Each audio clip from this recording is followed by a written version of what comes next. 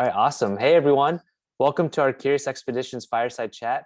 I'm excited to chat with Chris and Jon, co-founders and hosts of Smart People Podcast, where they interview thought leaders from every profession. So if you've not heard of Smart People Podcast, I thought the following listener description was spot on. It's like getting to talk with bright people at a dinner party and skipping the small talk to get to the really interesting stuff. So let's dive in. Welcome, Chris and Jon. Hey, Jason. Thanks, man. Good to be here. Yeah, thank you so much, Jason. So my first question, what I love about this fireside chat is you've had 380 episodes from my last count. So you've interviewed a lot of people. I'm excited to turn the tables and basically interview the two of you. So to kick it off, a wide range of top performers that you've interviewed. Guy Raz, Neil deGrasse Tyson, Brene Brown, Alexis Ohanian, and so many more. What's a common theme or trait that you've noticed with all these guests? What are your thoughts, Chris? Yeah, I think about this a lot because that's one of the reasons we started, was to kind of aggregate and pick out those themes and then live our lives by those themes. So there's a interesting backstory we could get to on why did we do it in the first place. I think over time, the thing that I've learned the most is less about what do they say that there's commonality in, right? It's more about how do they behave? What is their general kind of approach that has a lot of similarity? So I'll give you an example. We realized extremely early on that pure intelligence isn't going to translate, right? So we would try and find the smartest people, scientists and all this, and they would come on and they're just not used to having to explain or convince or influence or entertain other people. And it would just fall flat, regardless of how intelligent or how much experience they have. So what I've noticed amongst a lot of the people we now interview, we moved on to, is they've had to take their insights and put them into books or speeches, and that's given them the experience to be eloquent, right? So I think it's really hard to find the person who's not only legitimate and intelligent, but also articulate, engaging, all of those things. And when you find them and the people you listed, they have that, that makes the best episode, the best conversation. And that's really the thing. So my takeaway from that is, how do I make sure I'm prepared to communicate my ideas, my thoughts, my lessons in a way that makes sense, rather than just have a bunch of, intelligent thoughts that I can't get across. I'd say that's probably the biggest thing that I've gotten from them. Interesting. What about you, Jon? It's interesting because I think that one of the things that I picked up pretty early on was folks that have been successful and smart kind of leaders in their fields all truly have grit or the growth mindset, or exemplify the growth mindset somehow. And we see that across the board, where there's just people that, we started not knowing anything and just kept growing and growing and learning more and more, because everybody wants to know, what's the secret? How do I get started? How do I get to this place in my career? And that kind of thing. And you quickly find out that there is no secret, right? It's all, everybody's a overnight 10-year success. So it's those people that have that grit, that kind of just keep grinding it out and keep working on their craft and that kind of thing. Interesting. And so the combination of grit and growth mindset, is it one thing or are they separate that you've noticed? It sounds like they're both. I think they're two separate things, but I think they're very intertwined. Because with growth mindset, right? I haven't learned how to do this yet. And you have to have that grit to want to keep trying and failing and learning and trying again over and over and over again. The concept of the overnight success over a 10-year period, I think, is powerful. Have you noticed that a lot of these guests, what I'm trying to say is, it feels like a lot of people want to only talk when they've achieved the success, but rarely is it during the ups and downs journey. Have you come across guests who have basically taken their community or audience through that whole journey? I mean, I feel like Chris asked that question a lot during the interviews where he tries to lead a guest with, you know, you've done this thing. Tell me a little bit about how you got here, because, you know, Mm, our listeners want to hear that story versus the, oh, wow, I've done this great thing. Here's the thing that I've done. Here's the book that I've written. So Chris kind of teases out those types of things from guests, just trying to help people realize like what were the steps that they did take that weren't as glamorous, and then getting to that, you know, the thing that you can write the book on or go on podcasts or whatever TV shows to talk about. interesting. Chris, what's been your experience with this? Yeah, I love the question because that has bothered me to no end, right? I struggle a lot with putting um putting the experts on a pedestal. And granted, that's what we do, right? So that's our service we offer to the world, right? But I think when the intentions are good, and that's what ours are, it's okay. And I've struggled with this idea: are we only showing an echelon that's unreachable?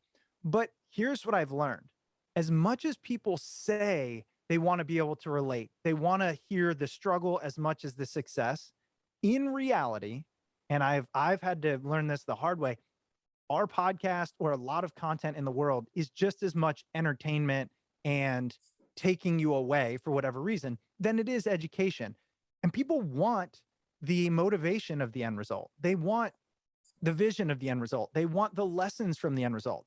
And so as much as I think, oh, it'd be great to like catch somebody in the struggle, it people want to only hear about the struggle if they know the struggle got them to the place Yeah. that was bright and Mm, shiny and it was a win. So that's why I think so much content is based around the person who went through that hero's journey and got there. Because then we get to go, see, that person can do it. I can do it. We can see ourselves in them. Whereas if I have somebody on who's like, yes, I'm an aspiring author, I'm an aspiring, business owner, but I'm poor and I'm living at my parents and all this, we're all like, yeah, we've been there, but I don't really want to hear from you. And I think that is the truth to a large extent. yeah, that makes a lot of sense. It's almost working like, as from the listener perspective, it's working backwards from that final output, or at least some measure success, so that you could almost pave it from 5, 4, 3, 2, 1, and if I do 1, 2, 3, 4, 5, I can get there. That's Exactly. interesting. Okay. Yeah. Yeah. And I'll tell you on that note, we're as guilty of this as anybody else. I mean, when we started this, we wanted to go to the people who got to whatever level of success because we were, I don't know what, 25, 26. We had just quit our corporate jobs because we were like, what are we doing? And we simply essentially said, I wonder if really smart people will tell us what to do. That was Yeah, we kind wanted of the the answers, beginning of right? it, you know? So, and granted, it's all changed since then, and it's gotten us to a whole different level of thinking. But I think that's most people's approach is like, I want something. I think somebody else has it or knows how to get it. Can they give me that information? What I find so interesting is even you two were seeking the answers how to get there. And then John, what you mentioned earlier, what you found out, the two lessons were, is you have to have grit and you have to have a growth mindset. So Yeah. essentially what you learned to get there was you have to drive for it every single day through grit. Yeah. And I mean, you know, what we learned along the way, right? We learned how to build an actual product. I learned how to build website related things. I learned a lot about the podcast industry. Chris did a lot of stuff for, you know, around coaching and that kind of stuff and interviewing. So everything that we did on the podcast was something for us to grow within. So, I mean, it's that exact situation that you're talking about where we wanted to get to the end and learn what we wanted to do. And then the entire journey getting there, we ended up learning all of these new things and new skills. Yeah, that makes sense. What about, as part of the growth mindset, part of it is actively seeking different perspectives or different beliefs or different advice. Out of all the guests that you've interviewed, have you noticed conflicting advice that guests have given? I imagine yes. I imagine there's a great overlap of the same advice, but what's something that's been conflicting? Chris, what are your thoughts? So this is another one that has literally burned in me because when I started, I thought there's experts. I need their answers. I can base my paradigms around their answers and move on. Like very logical, systematic, etc. Really quickly, I learned, because I remember almost like vividly, we interviewed a male and a female, both top brain scientists in the world, like literally some of the global, thought leaders. And they told me not diametrically opposed, but fairly different ideas about how the brain works and what we should take away from that. And I remember going, all right, Wait. I remember being like, if you can't agree, what am I doing here? And where I got from that, I remember I was talking to, we had a guest on the show. He was an expert in sleep. And I said, let me ask you a question. You spent your entire life, 40 years studying this. And I can almost tell you, certainly, in 40 years, the majority of what you think is true now will not be true in 40 years. How do you justify that? And he said, it's progress towards the next 40 years. Like somebody has to get us there, make these leaps. I'll make this one. Somebody else will come behind me. And so that's how my thinking's changed around it. People will have different opinions, but over time we move in the right direction to build off of, what others have uncovered before it. John, what about you? I mean, I don't think I've noticed as much conflicting advice. Just because I haven't been on an interview where somebody said like one thing and then the other person said something completely opposed to it. I mean, everything pretty much overlaps. I just find it so interesting that there's not, just that one piece of advice, right? Like something's going to stick with each individual listener. Somebody needs to hear something at some exact moment. And it's that thing that either gets them unstuck or kind of gives them that little push that they need. But in terms of conflicting, nothing too much stands out for me. Okay. Interesting. What about, I'm curious to learn from episode 1 to episode 380 and counting, how have the two of you changed as a result of growing Smart People Podcast? John, what are your thoughts on that? I mean, I'm sure Chris will probably say the same thing, but Smart People Podcast has gotten me my last 2 jobs. I mean, I go into interviews and I talk about my skills within product, and it's like, okay, great. Now we see that you've built this podcast and you've been working on it for 11 years. Talk to us about this. And then I get to talk to that, for 45 minutes.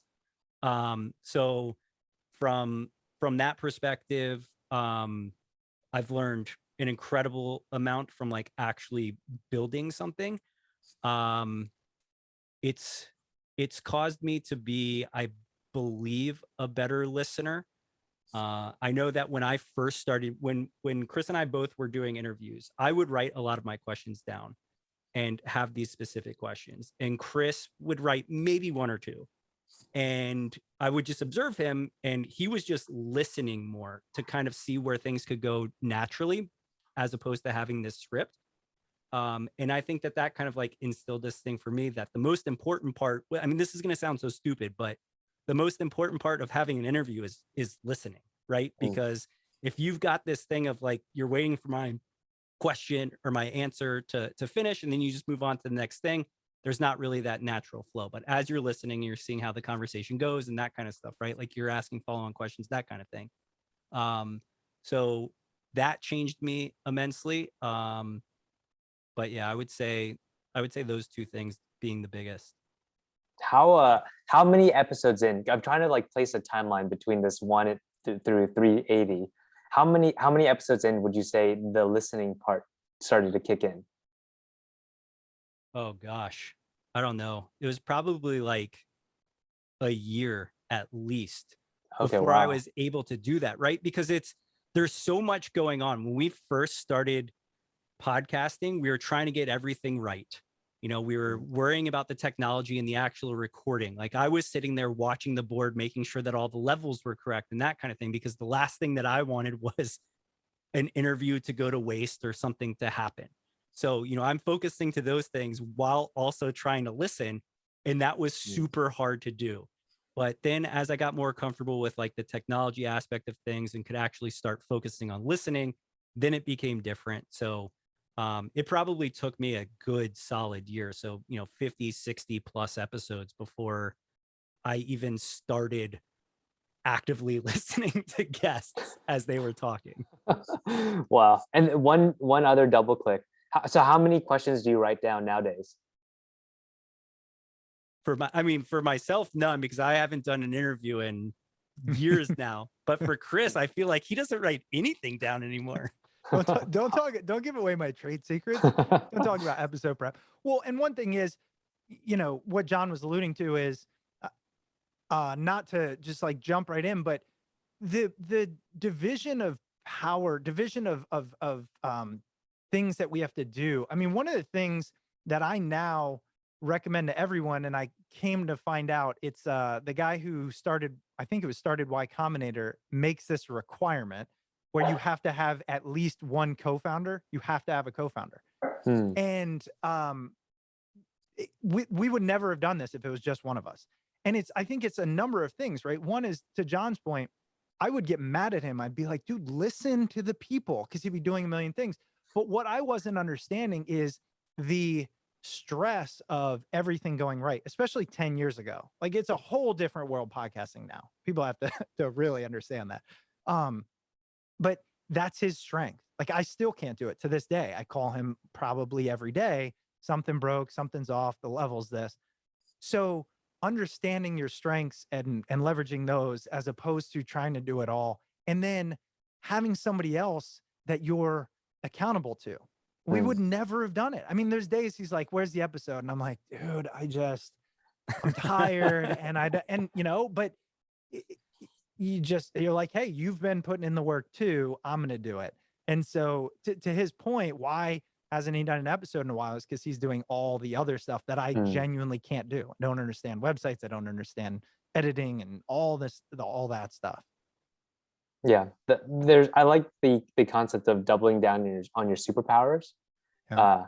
and then either finding a co-founder or a partner, or hiring for your weaknesses. Makes sense.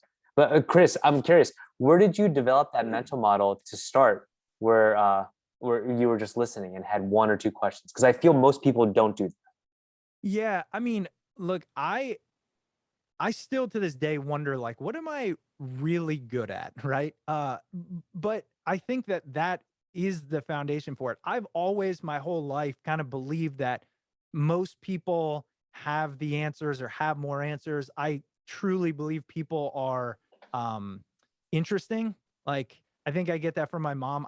If I, like you, I could talk to you and just try to understand everything about your life for an hour, 2, 3. I just genuinely want to know about people. I don't care who you are, where you are, what you do, where you come from. I'm like, there's a story. It's awesome. And I think there's a selfishness there, because I'm always wondering, how can I incorporate that to make my life better? So I think that naturally translated into, I'd rather listen than talk. Now, I do a lot of talking. That's true. But but it's because I get excited about people and their lives. It doesn't come from I have things I have to say. It's just like, that's just my natural personality. And, John would admit, I think he's different than me. And I think that's another reason it worked. Like, because we've been friends for, I don't know, 30 years or something at this point. So that made it easier, kind of being able to know, hey, we've got different strengths, but similar interests. And that kind of came together. What about, as you're talking to these top performers, what is it that you look to listen for? Are there certain things? Yeah, for me, there's a number of things. I really try to build a connection. Like, I really try to make it more than just a conversation. And Tony Robbins, I was just watching a video of him, love him or hate him. The guy knows a lot of stuff. He talks about rapport all the time. And before I thought of it as rapport, again, it's just, that's what I try to do. So for me, I try to listen for when they really sink in and get out of their head. And you can tell the moment where they just stop trying to answer questions and start trying to have a conversation. And that's when I'm like, we're golden. Like, this is going to be good to go. And I think a lot of it comes from being willing to share my own stuff. my life, what's going on, where I'm struggling. That's genuinely what it is. I often joke that the podcast is selfish in nature. Other people just get to listen. And so what I'm listening for is like, are they engaged in this? And if they're not, how can I get them there? So what's the thing that's hooking them? Is it about their, family? Is it about their business? Is it about their background? Is it about their book? And I do find once you find that thing, people light up, kind of forget about whatever's going on, and then you can have a really engaging conversation. Got it. Yep, that makes a lot of sense. I'm curious to know this hook. Do you try to do it or try to identify it during the actual podcast or before? Oh, it's definitely during. So before, yeah. I mean, to give you a peek behind the curtain, like John was saying, I don't do a lot of prep, and I used to. And the truth is, I found that the episodes are better with the right amount. I don't go into it blind, but when I would read a book and highlight and write a page, I would be coming from a place that the listener was lost. I mean, was just they weren't relating, because I'd be like, hey, 30 pages into your book, you say this sentence, which means this to me. And the listener's going like, wait, who is this person? What, And so I think it's a little more relatable. So then as we're going, I'm just finding, again, as you asked the question, it's interesting. It's more of a listening to the way they answer something, the way they converse about something, as opposed to the actual words they say. Like, I bet if you go back to the past 30 minutes of this, you can see different points where John and I are just like, leaning forward in our seats, talking louder. Hey, that's something they want to talk about. I bet there's good stuff there. Let's kind of poke and prod. And I'll say the craziest thing about that too is right now we're having this conversation over Zoom, right? We can see each other. We can see what each other is getting excited about. 5-6 years ago, without Zoom, where everything was just over Skype, I mean, Chris had to sit there and listen to those like auditory clues and that kind of thing, right? Like, so I don't know if having to do it via just the audio medium kind of made the practice more intense or whatever it was, but I've always just been blown away by that, where you can kind of tell when you hear somebody start to get excited for things. That's when Chris is like, okay, this is the thread that I'm going to now pull on. Interesting. Yeah. And not Jason, to blow actually, smoke up there, Chris. No, Sorry. no, but I think this is really interesting, because I was thinking about this after an interview I did recently. A lot of people who are incredibly smart, they are narrow and deep, right? I don't know very few people in the world who are deep and wide. It's not feasible, right?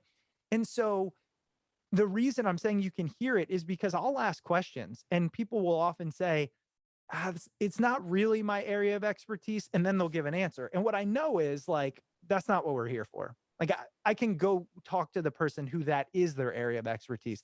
Let's come back to yours. And so some people are willing to say that.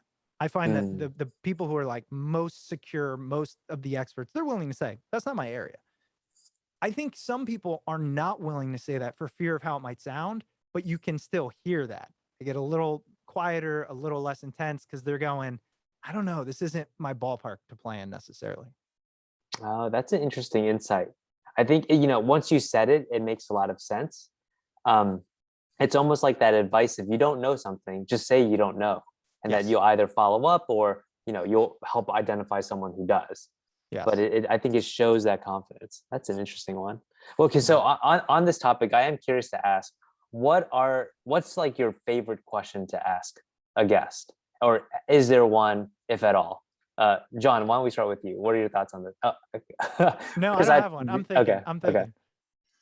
Oh man. Well, I always was a very selfish interviewer, because I always wanted to hear about the things that I wanted to hear about. So my favorite questions were always around things that had to do with technology and hopefully getting an answer that I wanted to hear. I mean, Alexis Ohanian was the perfect example, right?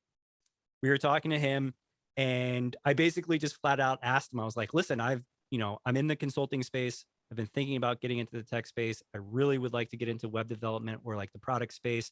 What do you think? And he was just like, dude, go do it. Like, what are you talking about? Why did you just ask me that? And that's what I wanted to hear, right? Because again, the purpose of the podcast for us was to figure out our life path and figure out what was next and that kind of thing. So my favorite questions always ended up being very self-serving. And it's super easy for me to admit that too. What about you, Chris?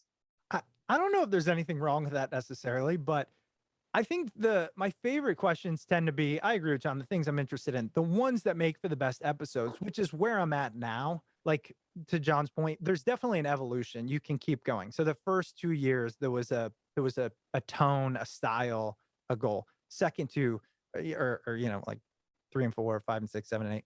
And so where I'm at now is really focused on, can this episode be better? Like while I'm going. And I'm sure you've heard of, there's a model about learning. And when you get to the top, it's unconscious competence. So you know what you're doing because you've done it so much that you can focus on the other things, right? So you're unconsciously competent in it. So I'll be really listening and I'll have, man, there's a lot of questions I want to ask. And then I'll go through my brain.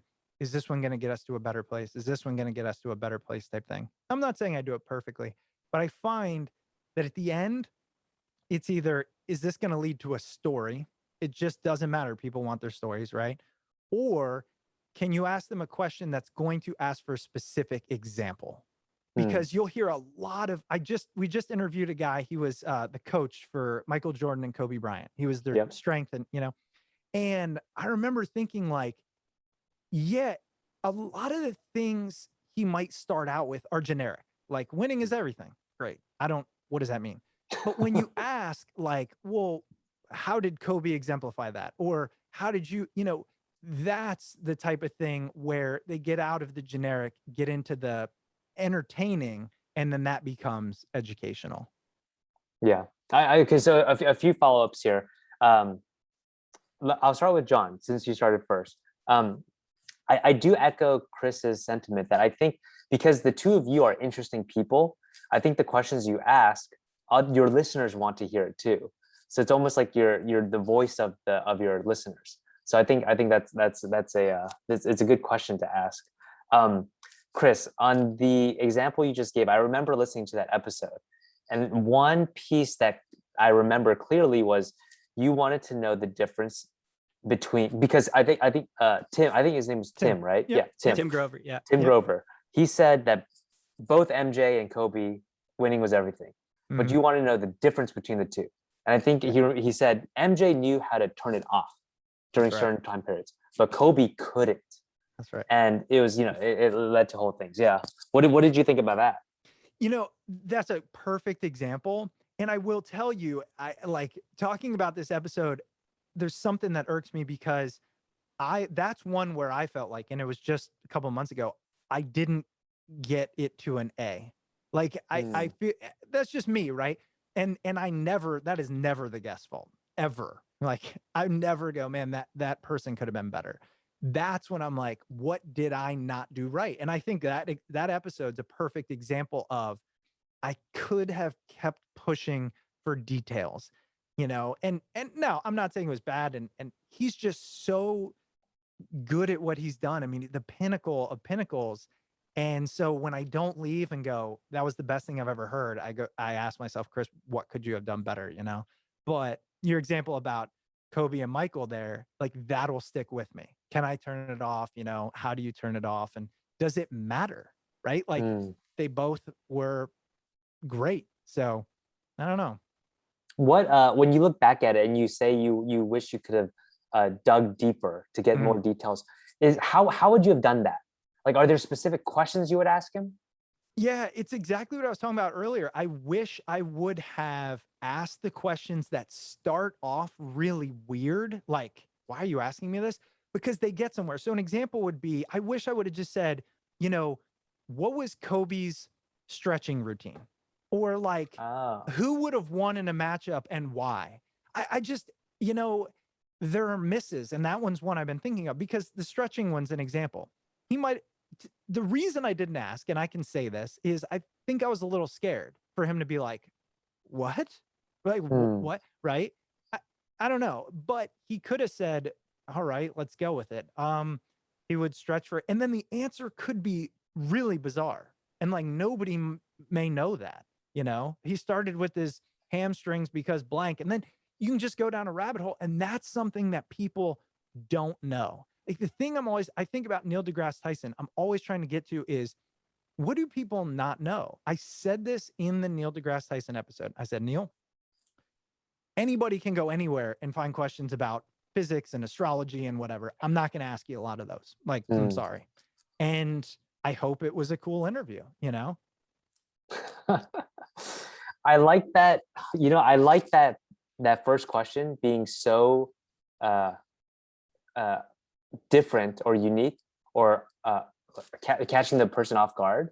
I think that's an interesting tactic. I'm gonna pick that one up, because I think most people start very broad to kick it off, right? And then they start to go deeper and deeper. Yeah. Yeah. I mean, and starting the episode broad is fine. I do that a lot. But eventually, and with him, that's why I use it. I got to a point where I was like, we're still too broad and we're 40 minutes in. Like, and there were some things we covered, but I just think could have used that to a greater extent. Interesting. It just, for some reason, it reminded me of what my friend, his name's Leon Logothetis, and he's known as the kindness guy. He's done a lot of books, but he starts every email, instead of "Hi Jason," it's "Jason, hi." And for some reason, I remember that, and it's just Disarming. Weird. It's disarming, but it works. That's unique, and now I associate it with him. That's cool. Oh, that's interesting. It's almost like if you start to develop the reputation that you ask these unusual questions up front, then, you know, maybe guests get prepared for it, or they're like arming themselves for an unusual question. I like that. Yeah, I think I should do it more now. I think you just talked me into it. Interesting. Yeah. What about I mean, is there something that we've talked about that we've already covered, but you feel like we could go deeper in now? That's a really good point. I'll tell you one thing that you mentioned, and in my head I was going, we don't have enough time to talk about this. MJ, it's your mom, right? My mom's name is MJ. But no, it's how has the podcast changed us? And the reason is because sadly, like, there is almost nothing that I've heard on the podcast and specifically implemented in my life. And that's really strange. How can you say for 10 years you talked to all these people? And I've thought about this and it's bugged me. And I'm a learning professional. Like, I try to change people's behavior for a living. And I finally think I've gotten to a place where I can accept it. And it's this. I once heard this example of, look, kids don't have a memory until they're at least like 2 or 3. Usually it's 4 or 5, right? Like, they're not going to remember it. So does that mean you don't care how you raise them until they're 4 or 5? Like, you know, would you take a kid to a theme park at 3 years old just for the experience, even though they won't remember it? And the answer is, of course you would. Why? Because I think that experience, that knowledge, that lifetime of things builds you into the person you are, whether it's a specific thing or not. So yeah, I've talked to people on the show about, we've had experts on empathy and curiosity and all these things. I don't know if I could tell you a lot about the specifics, but I know for sure they have made me the person I am. And you know, I like that person. And I think that that's the key, is like, are you doing experiences that, regardless of the day-to-day or the book you read or the thing, those experiences in aggregate are going to turn you into a person you want to become? Because they will. You surround yourself with whatever, you know, negativity and this, that, and the other, you'll probably end up moving towards that. And we surrounded ourselves for literally 10 years of our lives with curiosity and learning and openness and listening. And I think I've built those skills more regardless of the individual answers. So I don't know. It's just something when you dedicate a lot of your life to something, you want to know what's the return. Like, did Neil deGrasse Tyson teach me something? And I think it's in there, right? It's just not maybe recallable in a moment's notice. Yeah. John, I see you nodding your head a lot. What are your thoughts on this? No, I mean, I agree. And it's kind of, everybody always makes that joke where it's like, oh, it's really about the friends we've made along the way, right? Like anytime that there's like some bad thing that happens or whatever, or some scam. But for the podcast, like it's always funny to me that the learning came from the actual creation of the podcast. Like building it up as a product, working with Chris as, you know, essentially the two of us trying to run a business. So the act of like having the podcast was the thing that we built all these skills around, and it's the thing that influenced, I think, both of our careers. But yeah, I find it so interesting that it kind of was that whole, it was the friends you made along the way, like saying, essentially, where we set out to do something, we wanted to learn from people, but as part of that, we had to learn a bunch of stuff ourselves. You know, those two comments, it reminds me of what Kobe said about Mama mentality, that it's about that process. And then he tied it into how does it evolve to being a parent. And he talks about how instead of telling your child what to do, you show them through incremental actions, and then that's how they adopt it. I think it also, like, it reminded me of another Stoic principle or quote, which is, you know, embody your philosophy and live it. Don't just talk about it. So I thought that was interesting. Cool. Yeah, I'm gonna remember that one. Yeah, I'll send you the exact quote. So I might have just butchered it. I don't want to go around quoting like Socrates or something and be like, that's not at all what he said. Oh, the number of quotes that I've already butchered tonight, like, it doesn't matter. That's good. That's good. Yeah, you can just say, hey, you know, Jason quoted so. Yeah. Like the Michael Scott poster, the Wayne Gretzky one. Oh yeah. Yeah. Oh man. What about, I see a lot of quotes where people will say, Michael Scott said this from this person. And it's just a funny meme or something. Yeah. What about, you know, you have a lot of listeners. Is there a memorable, delightful listener experience that you recall, or that is your favorite? Chris, what are your thoughts? All right. So in all truth, here's the thing. Yes, there's so many. But I focus so much on trying to make sure I respond to them and all that stuff. But I will say John does probably a much better job on really going deep. So he'll follow up on Twitter and have Skype and Zoom calls and like really build that relationship. So I'll tell you that some of the craziest things are, I mean, this is pretty awesome talking to you. When people, and I know this is common in the entrepreneur world, like if you want a mentor and stuff, but when people reach out and they say things like, this is great, but they also have recommendations or feedback, like legitimate feedback on how to be better. I'm like blown away, because there's, you know, a million podcasts and you could go listen to any of them. And I know how busy everybody is. So to take the time to do this, to think deeply, and we have people do that. I had this is pretty funny, and then I want to hear John's take on it, but we had a listener who, she supported us on Patreon, and she reached out and she said, hey, I can't do much more money. I'm in the middle of moving and changing jobs, and I just sold my business and all this. And she said, I'm now a sommelier and I'm starting a wine business from scratch. And we got to talking, and I now have a personal sommelier. And what I mean by that is, she said, send me your favorite wine. So I did. And she recommends other ones that taste like it. And she gives me all the examples. And like, she's like, try the 1986 from this place. It tastes like that. And like, that's crazy, because she finds our podcast valuable. She has an expertise that she's willing to kind of trade for it. And to me, that one sticks out to me. It's so cool. Like, oh, I've got a sommelier on tap. You know what I mean? That's awesome. John, what about you? I've got two that come to mind so quickly. There was a girl whose boyfriend reached out to us, asking if he could connect her with me so that she could pick my brain about going to a coding boot camp, because she knew that I worked at General Assembly. We talked about it all the time on the podcast. So I was like, yeah, sure. We met on Skype. We talked for like an hour, gave her some advice. She ended up going to a web development boot camp.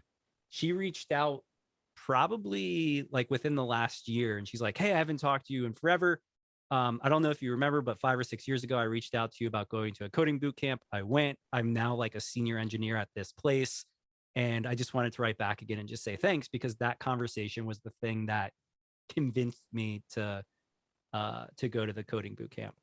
That one was super cool. There's another one, a guy named Emery that has been like just a huge podcast fan since the beginning. He reached out, gosh, I would say like the first year that we were doing it, helped out with some random things, always was willing to have ideas bounced off of them, helped out with, certain website things or logo things and that kind of stuff. And, he came to DC a couple years ago. We met up for lunch, took him out to lunch. We're still in contact to this day on like Twitter, email, all the different socials. But it's super cool to know that there's people that want to take the time to reach out just for advice for whatever reason. That girl, I have no idea why she thought I'd be the good person to talk to about going to a coding boot camp, but she heard me talk about stuff all the time on the podcast and wanted to reach out.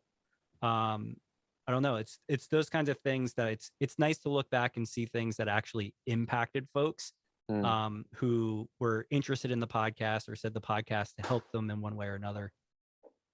Well, an interesting thing that Chris, you mentioned about John was, John, you've always been open and very engaged with people reaching out and that you go deep. Where did that come from? I don't know. I feel like I've been a very empathetic person for my entire life. I do enjoy helping people. I mean, I know, I won't say like a lot about technology, but within my friend group, I probably know the most about technology. So all through high school, all through college, I enjoyed when my friends came to me and was like, hey, I'm thinking about building a computer. Can you help me do it? Or I'm looking at these different speakers. Which ones do you recommend? And that kind of thing. I don't know. I just enjoy being able to help folks in the area that I feel like I know enough in to be able to offer help. But I'm also super into social media. So anybody that reaches out, like I'm going to respond, like somebody messages, I'm going to respond. Because the easiest thing to do is just that one response. And then that might be the extent of the conversation. But then there's other people that might say, hey, what do you think about this microphone for me starting my podcast? And I'll give a response and then they'll respond again. And then we end up setting up an hour talk on Skype so that we can go through, what equipment they should buy and all that kind of stuff. So I don't know. I'm just always willing to have that conversation. I like talking to people. I mean, hence why we do the podcast. Yeah. What about, an interesting piece that I've heard recently is there's a lot of initial outreach, right? And a lot of people are trying to find answers on how do I write the best cold email? How do I write the best introduction? But I think what's not what not enough time is spent on is the more important part, which is how do I close the right follow-up? Because so many people stop at that cold initial outreach and then the follow-ups die away. What are your thoughts on that? Like from your experience with all these people that you talk to, Chris? I have to tell you, and I hope I can say it here, but like an example is this. Because it's very recent.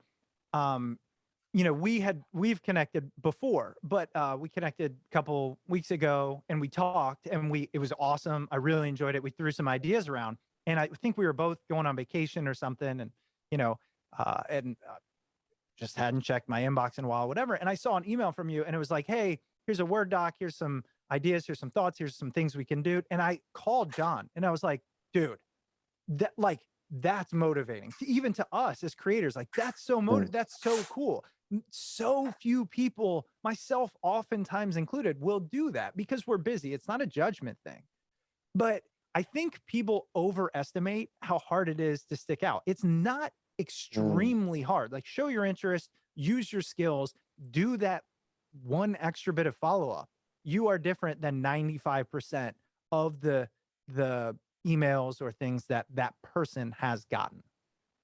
Yeah. I mean, shoot, we got a cold email the other day about SEO and some other stuff, right? We get stuff to our inbox all the time around SEO this and virtual assistants that and that kind of stuff.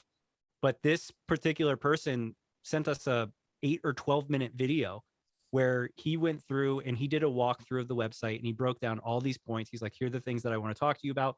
We've got something scheduled for next week, I think, or this week, Yeah, it's tomorrow. to have a conversation with his company. Yeah. So it's just going that extra, step in providing, even if it's the smallest amount of value, right? Like the smallest amount of value. And we're going to respond to that so much more than just here's the cold email, I'm saying whatever I need to say, and then there's not much follow-up or value add, that kind of thing. So I don't know. I think if you just spend the time to add that small piece of value, it's invaluable, essentially. Can I add one thing on that, Jason? Go for it. Because this is a really good point that you bring up, but a lesson I learned, which is the truth is, though, even if you go that extra step, it doesn't mean you're going to get a response. It's going to be successful, and that's okay. And here's what I mean by that. When we first started, to get any guest was amazing. And just by the nature of time and the podcast and growth, we get, I don't know, a dozen requests a day. Like, it just is what it is. And we're not, I mean, imagine there's plenty of shows 10x, 100x bigger, right? So the point is, people will try to write really thoughtful emails. And sometimes I just don't even see them. Sometimes I'm in a bad mood and I just hit delete. Sometimes they follow up 5 times and I'm just like, did you not get the point? And I try to be as nice as possible. I think about like, I know famous people and athletes and stuff, right? Think about them trying to like sign an autograph or whatever. And I'm not equating myself to that at all. That's not my point. Okay. Let's just be clear. But the point is, the one fan has the bad experience. They go put it all over social media. And it's like, so all I'm saying is you can put yourself in the best position fairly easily, but it doesn't guarantee anything. And that doesn't necessarily speak to you. It's more about that person or that business or that whatever that's going on, that they responded that way. Yeah. And it reminds me of focusing on your controllable inputs, which in this case is, let's say, a great cold email, strong follow-up, but then also understand that there are things outside of your control and then how you react to that. Maybe sometimes you move on or you learn from it. That's right. Yeah. No, I think this is such an interesting takeaway, and I think not too many people spend time on it. So I'm glad we heard your feedback on it. Yeah, it's I'm just trying to think of all the follow-ups, because everyone, I too have also let things go. Of course. And sometimes you have to understand. It's helpful to understand why. I'll tell you the way I can help people think through it. And it didn't come from me. It came from our second most popular guest, right? So this is kind of crazy. Our number one most popular guest is Brene Brown. She literally has, I think, 200,000 downloads, right? Wow. The next most popular guest, no one's ever heard of. When we interviewed him, didn't have a book, didn't have a website, okay? He was a psychiatrist that a friend of mine actually had like seen and said, this guy's brilliant, you got to have him on the show, okay? Ends up being the second most downloaded episode. This guy, Chuck Ruby. And the reason I bring it up, one of his things that he said that I will never forget is, people always do what they want. And that's quite strange, because I remember talking to him and I was like, I want to write a book. He's like, have you written it? I said, no. He was like, then you don't want to. You want the result. You don't want the process. And that's not how the world works. The reason I bring that up is what you were just saying. Sometimes I'll miss things. I think truly, for the most part, we might not miss them, but we just do the things we want. It's prioritization. And whether you do it purposefully or not, you will prioritize. I think where people, and Ryan Holiday is probably a great example of this, the people who are successful and who master this skill, they're purposeful about what they prioritize. I'm not the best at it. I'm working every day, but it starts with, to your point, can I influence this? Because if I say I want to do it, you can do whatever, right? But recognizing that. So if you skip following up with somebody, you probably didn't honestly want to do it. That's interesting. John, what are your thoughts on that?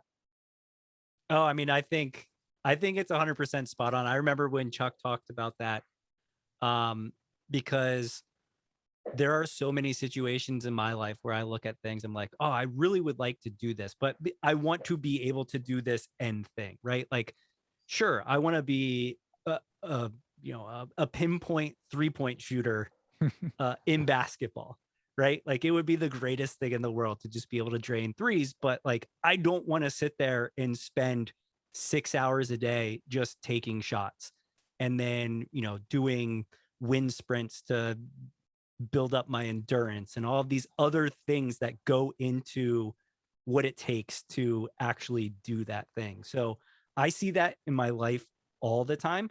And, I get books to learn new things, and then I'll buy the piece of equipment or whatever it is for the thing that I ultimately want to do, thinking like, oh yeah, this is going to inspire me to do it. I'm going to put money into it. I'm going to put time into it. And then, the books are just sitting there, and I've got stuff that's just sitting in my basement in the closet, and it'll never be touched. So yeah, I don't know. I subscribe to that 100%, where if I actually want to do something, I'm going to figure out how to do it. Like this podcast we do in the evenings and on the weekends and that kind of stuff, right? So we'll put free time after work and those kinds of things into it because we want to do it. For me, learning how to do wood building or whatever it is, like, yeah, it'd be great if I could build my own cabinets, but I'm not spending time in the evenings or on the weekends doing it because I don't truly want to do it. I'm not at least prioritizing it. Do you feel that something a commonality shared by the top performers that you've talked with, that they love that process and it's part of what drives them, and or loving that process is a signal of something that you should continue and double down on? What are your thoughts on that, Chris? So I don't think so. I don't think that they love the process. I think that the people who have succeeded, I always find the vast majority, their motivator is so strong, they'll go through it. So like, I'm enamored with education. I don't know why. It's just a thing. When I see, and we have plenty of them, Harvard undergrad, Yale masters, and Cornell PhD, almost inevitably, my first question is, what? Like, what were you doing? I can't fathom it. And I ask them all the time, tell me why. And there's usually two things in common. One is earlier in life, right? Maybe not 18, but more like 10, 12, 14, something, family life. Oftentimes it's related to upbringing, what their parents valued. So that's a really strong motivator. Okay, I want my parents to think I'm worthy, so I am going to. So that's motivator number one. But then motivator number two that gets them through it and keep going is, what am I going to use this for, right? Because it's the only way you're going to withstand the misery, which, by the way, for most people, I think they don't come out and go like, best experience of my life. They're like, yeah, it was a lot, So I don't know if it's the process. I think it's just finding something that you do want enough to do it. And that's what I was saying to John's point about, we all have equipment. I'm looking at some, right, that we never use to get healthy or get big or whatever. What are you doing in its place? That's what you actually want or prioritize. And there's nothing wrong with it. The key is recognizing it so you don't beat yourself up. Why am I not doing this? Why am I not doing this? You don't want to. Move on. And if you do, make that the reason. So more than you bargain for on that one. This one I do get passionate about. I'm like, because I'm trying to make sure I do it. Yeah. John, any additional thoughts on your side on this? I do think that there's like a small percentage of people that do enjoy the process of things. But for the majority, I think this like circles back to that original like point of grit, where the people that have those motivators that Chris talked about, where something's strong enough to be willing to go through those things, like they also have to, show grit in that. Like they have to be willing to keep grinding through all of the like pain in the ass that most stuff takes to actually become, good at something, or to actually build something. So yeah, I don't know if it's that people actually enjoy the process, or they've got like the mental model to at least be able to focus on getting through the process and have something like drive them as like a motivator to get to the end. Interesting. That concept of it starts with a external motivator, which can be, oh, I want to please my parents or show them I can be something, but then the piece that makes it up leveled is that it turns from external to internal, to what can I become, what can I learn, what am I doing about it. So I think that makes a lot of sense, and I think it's that recognizing it early, which is, I think, hard for a lot of people. Yeah. Yeah.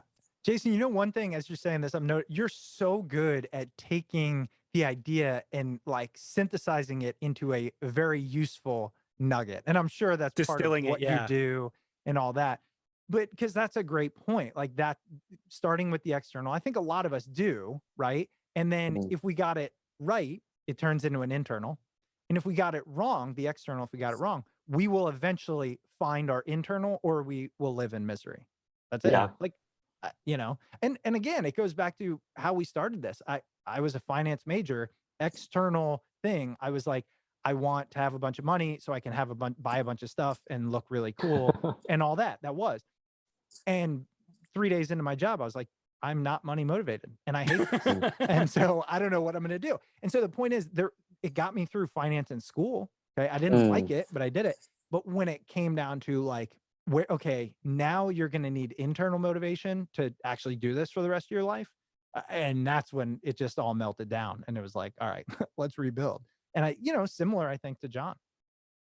And what the piece that I'm really trying to work on right now myself is taking all this information, synthesizing it into a actionable lesson. And then the next step, which I find challenging, to be honest, is how do I tie it up into a super memorable one sentence framework? Because I feel like that's what people memorize, right? Like I've sent blocks of text to my younger cousins to give them advice. They're not going to remember it. But when you say it into like almost like a witty or pithy statement, I think it helps embed that. I was talking to my wife a lot about it. And I was telling her, there's a couple of concepts I heard recently that I love. One is don't point fingers, point thumbs, which is right. Exactly. That's the reaction that most people have. Yeah.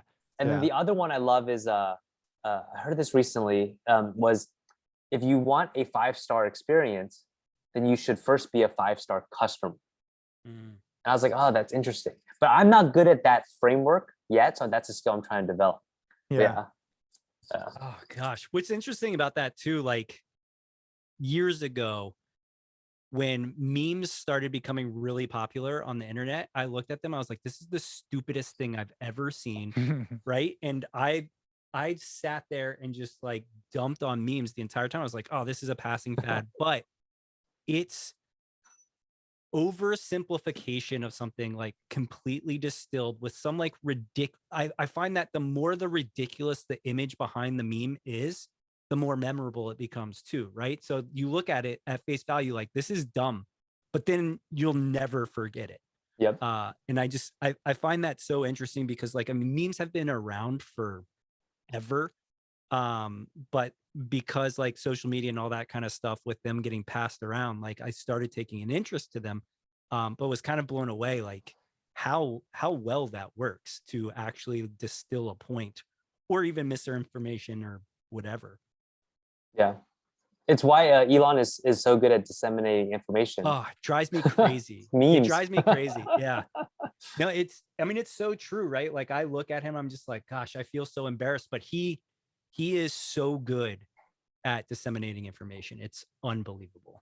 Yeah. And then memes, that memorability and it sparks culture, and that's what starts to influence it. Yes. Yeah. Yep. It's interesting.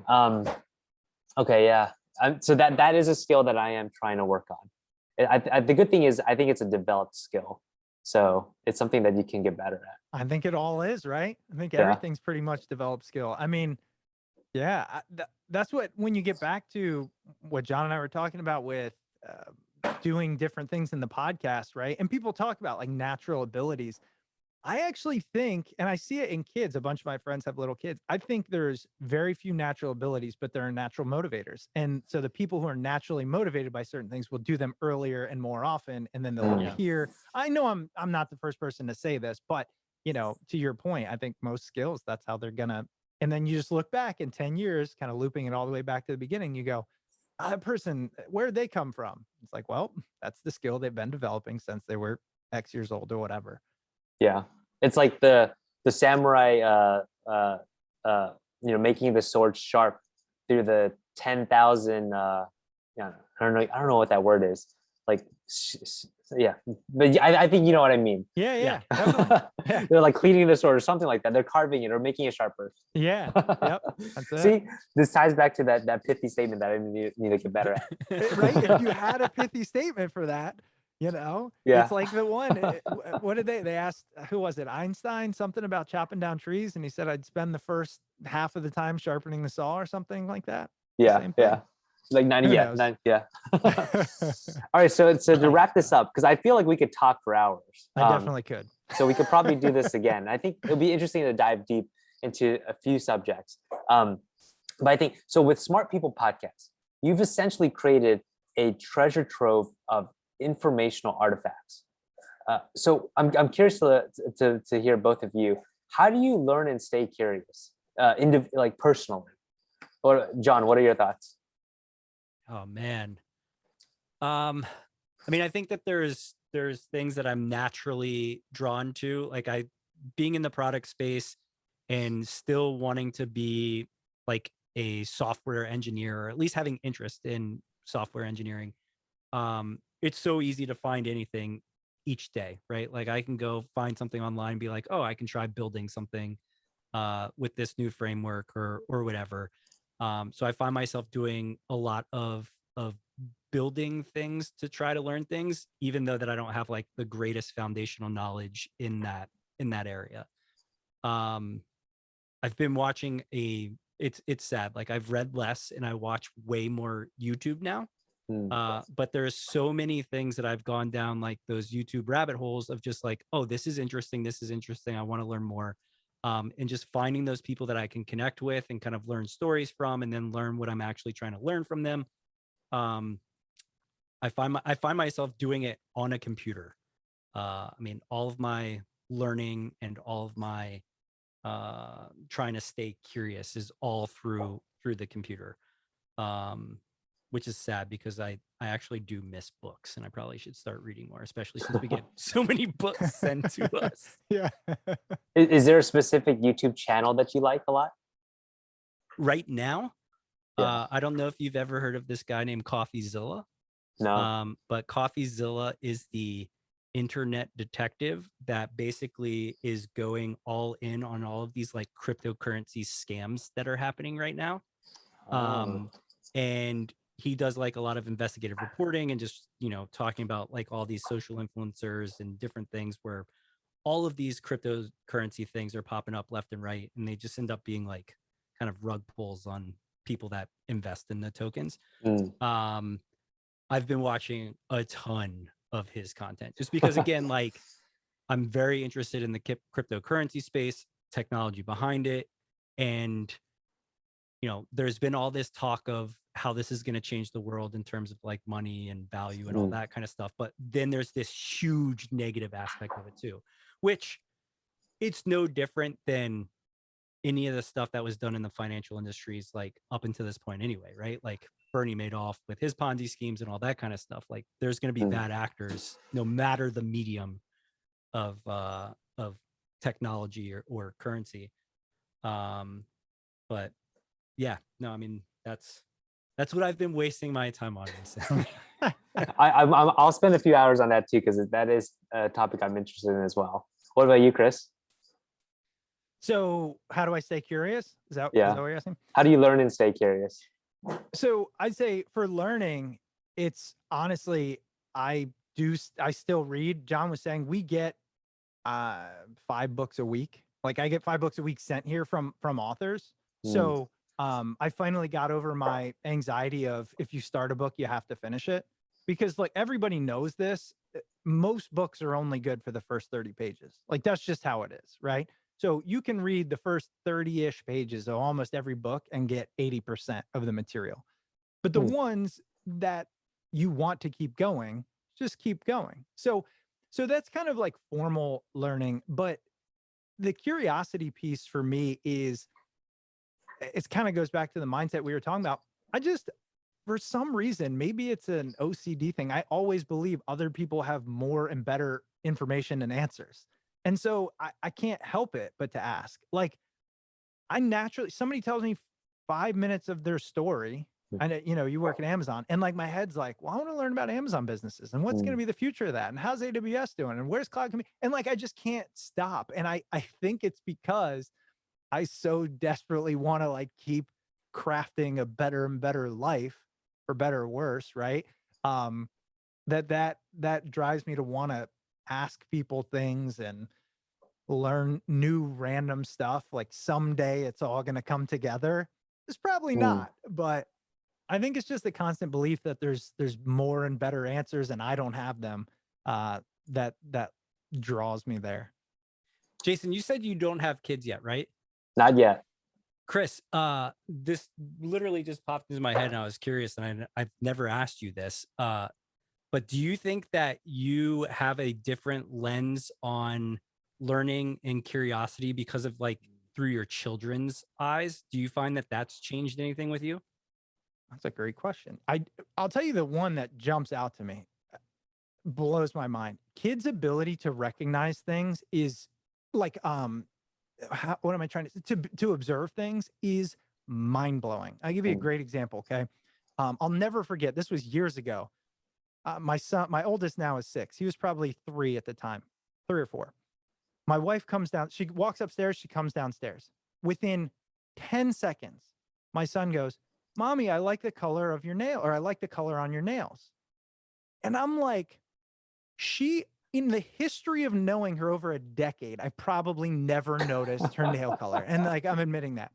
But they are so unencumbered by like self-talk and like other people's opinions that they're free to focus in the moment. And so that is the thing that has constantly changed me. When you have kids, or when you talk to kids, you'll notice, you'll think you're saying something profound, and like 90% of the time, as soon as you're done, they'll look off into space and they'll be like, "Do you know I like dinosaurs?" Like they don't care what you're saying to them, and they don't care how they look. And I think the flip side of that is their ability to be present and observe. So yeah, it's a great question, because the one thing I've tried to do, as you've noticed in this conversation, I like to accumulate information to try and perfect a response or a solution. And I've tried to be like a little less like that. I don't know, Jason, have you ever heard about the concept of maximizers and satisficers? No. Who was that? It comes from, I want to say Wiseman, but no. Anyway, we interviewed a guy. We could find him. A lot of the stuff bleeds together, and he studies this idea that there's essentially 2 types of people: maximizers and satisficers. And maximizers, they are the kind that when they buy something on Amazon, they look at 30 of the same product, but they look at reviews, right? And they'll compare every little thing, and they'll build spreadsheets, and they'll talk to 20 people on everything. And they're trying to maximize every decision. Satisficers are the opposite. They'll say, "I think that's pretty good. I'll take a shot." And it's a really cool framework, to your point, because you very quickly know which camp you fall in, and you know the positives and negatives. And I bring it up because I remember when that guest told me that, I said, and he talks about the repercussions of both and all this. I was like, okay, I'm a maximizer. Here's how it's affecting me downstream, both positively and negatively. What can I take away from this to get better at, And there's a whole stream. Like, I think purchasing on Amazon's a perfect example, right? Do I need to search for a $4 difference? Like, probably not, dude. That's not worth your time. Don't maximize there. Or another thing he says in his book, this guy says, when people go to restaurants, the happiest consumers are the ones who find a meal that they like and get it every time. You would think It's the people who try different things, but it's not, because when they try different things, almost inevitably they go, it was good, not as good as my favorite. So if you know you have a favorite, just pick it, be happy with your solution, and move on. So, those are the types of things that occupy my thinking over 380 guests and, 400 hours of these interviews. Interesting. I think that was Barry Schwartz. Barry Schwartz. Barry Schwartz. Okay. Wait, John, which one are you? Maximizer or satisfier? I don't know. Come on, John. Should I know? What am I? Of course you should know. I don't know. You should know. I feel like maximizer is a super extreme, right? Yeah. I mean, it's all a spectrum. It's just I find, and maybe not, but he talks about this in the book a little. Most people, it's pretty clear. And you have to get the context right. He talks about it's based in decision making. And he talks about, I mean, I could go on all day about this. I'm sorry I'm talking too much, but I love this. Go for it.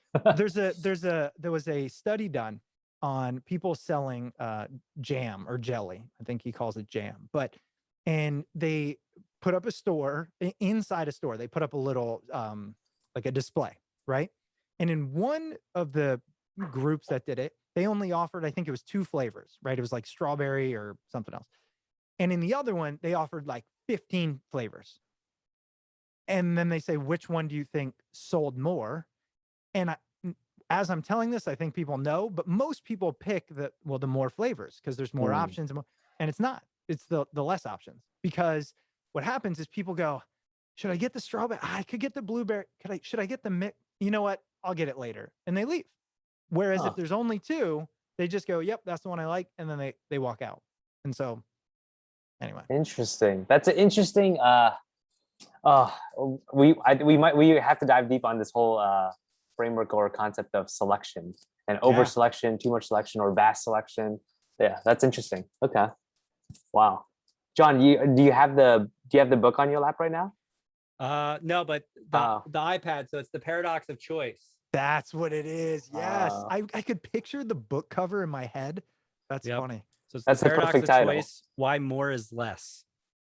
Why more? Okay. Interesting. Yeah. Or why less is more. Okay. Interesting. Awesome. This is super fun chat. I mean, we have to do it again. What's the, to wrap it all up, what's the best way for listeners, audience members, the community to, stay updated with Smart People Podcast? Stay updated. That's a great question. So this is normally where you plug the newsletter. We're horrible at writing newsletters. We don't do it that often. So hopefully we'll more. Here's what I will say. Every listener who has ever emailed us has gotten a response. Everyone in the history of the thing that we've ever seen. So you can email us, smartpeoplepodcast@gmail.com. We'll get back to you, right? And then obviously, the podcast is where you'll hear kind of the way I think through things with guests on a regular basis. John, where else do you think? I mean, email, but anywhere. We've got everything. So Twitter, we have a Discord. People can come chat in there. They can go to the website and just check things out, see old episodes. They can support us on Patreon. I mean, I'm going to plug everything if given a chance. You know what happens here, right? People just tune out after you go through like 2. Okay, it's the paradox of choice. We gave them too many options. Message me on Twitter @SmartPeoplePod. That's the best one. That would be the call to action. There you go. Awesome. Thanks, guys. Thanks, Jason. Thank you, Jason.